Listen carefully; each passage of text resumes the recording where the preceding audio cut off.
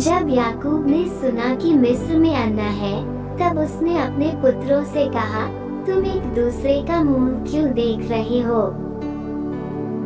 फिर उसने कहा, मैंने सुना है कि मिस्र में अन्ना है, इसलिए तुम लोग वहां जाकर हमारे लिए अन्ना मोल ले आओ, जिससे हम न मरें वरन जीवित रहें। सो यूसुफ के 10 भाई अन्ना मोल लेने के लिए मिस्र को गए। पर यूसुफ के भाई बिन्यामीन को याकूब ने ये सोचकर भाइयों के साथ न भेजा कि कहीं ऐसा न हो कि उस पर कोई विपत्ति आ पड़े। सो जो लोग अन्ना मोल लेने आए उनके साथ इस्राएल के पुत्र भी आए, क्योंकि कनान देश में भी भारी अकाल था। यूसुफ तो मिस्र देश का अधिकारी था और उस देश के सब लोगों के हाथ वही अन्न बेचता था, इसलिए जब यूसुफ के भाई आए तब भूमि पर मुंह के बल गिर के दंडवत किया।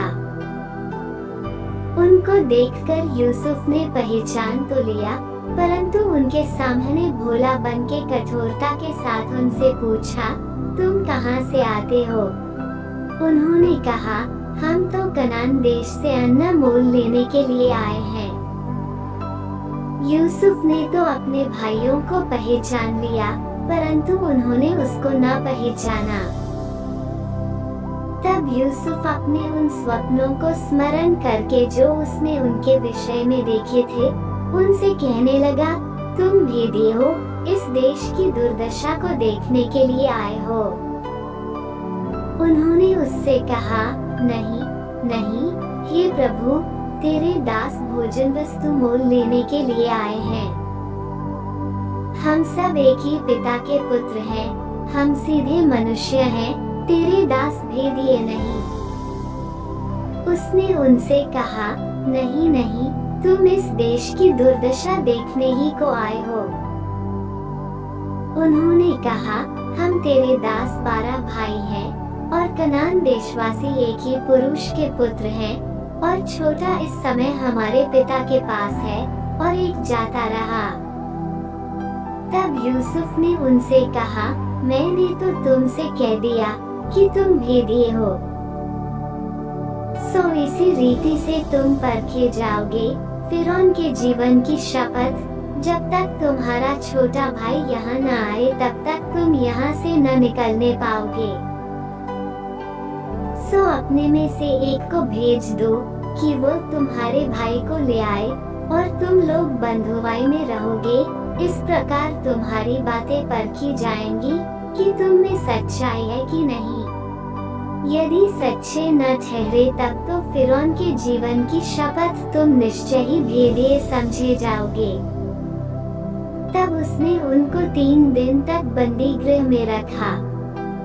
तीसरे दिन यूसुफ ने उनसे कहा, एक काम करो, तब जीवित रहोगे, क्योंकि मैं परमेश्वर का भय मानता हूँ।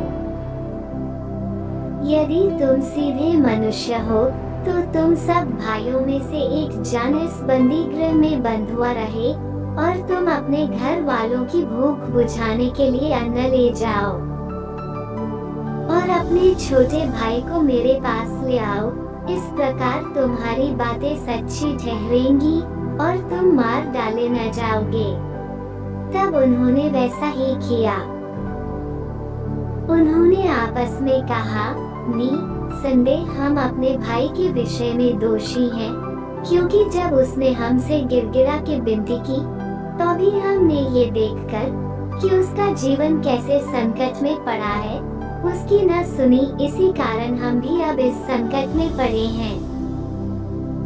रूबेन ने उनसे कहा, क्या मैंने तुमसे न कहा था कि लड़के के अपराधी मत बनो? परंतु तुमने न सुना। देखो, अब उसके लोहू का पलटा दिया जाता है। यूसुफ की और उनकी बातचीत जो एक दुभाषिया के द्वारा होती थी, इससे उनको मालूम न हुआ कि वो उनकी बोली समझता है। तब वो उनके पास से हटकर रोने लगा।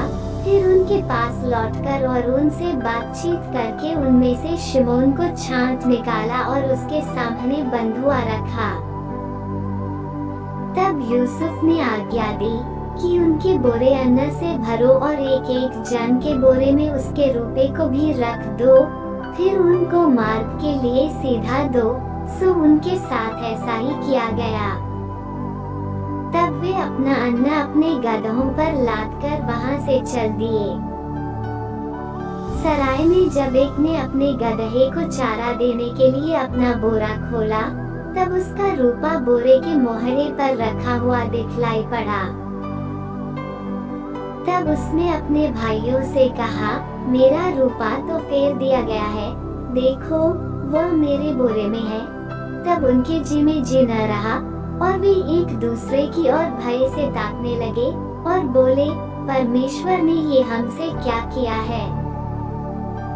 और वे कनान देश में अपने पिता याकूब के पास आए और अपना सारा वृतांत उससे इस प्रकार वर्णन किया कि जो पुरुष उस देश का स्वामी है, उसने हमसे कठोरता के साथ बातें की और हमको देश के भेदिए कहा।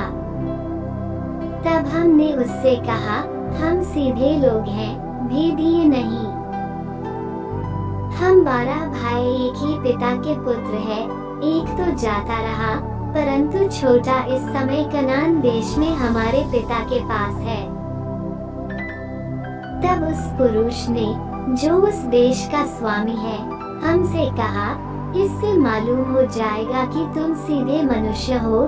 तुम अपने में से एक को मेरे पास छोड़ के अपने घर वालों की भूख बुझाने के लिए कुछ ले जाओ और अपने छोटे भाई को मेरे पास ले आओ। तब मुझे विश्वास हो जाएगा कि तुम भेदिए नहीं, सीधे लोग हो। फिर मैं तुम्हारे भाई को तुम्हें सौंप दूंगा और तुम इस देश में लेन देन कर सकोगे। ये कहकर वे अपने अपने बोरे से अन्न निकालने लगे। तब क्या देखा कि एक एक जन के रुपए की थैली उसी के बोरे में रखी है। तब रुपए की थैलियों को देखकर वे और उनका पिता बहुत डर गए। तब उनके पिता याकूब ने उनसे कहा, मुझको तुमने निर्वंश कर दिया। देखो, यूसुफ नहीं रहा और शिमोन भी नहीं आया और अब तुम बिन्यामीन को भी ले जाना चाहते हो। ये सब विपत्तियां मेरे ऊपर आ पड़ी हैं। रूबेन ने अपने पिता से कहा, यदि मैं उसको तेरे पास न लाऊं, तो मेरे दोनों पुत्रों को मार डालना। तू उसको मेरे हाथ में सौंप दे, मैं उसे तेरे पास फिर पहुंचा दूंगा। उसने कहा, मेरा पुत्र तुम्हारे संग न जाएगा, क्योंकि उसका भाई मर गया है और वो अब अकेला रह गया। इसलिए जिस मार्ग से तुम जाओगे, उसमें यदि उस पर कोई विपत्ति आ पड़े, तब तो तुम्हारे कारण मैं इस बुढ़ापे की अवस्था में शोक के साथ अधोलोक में उतर जाऊंगा।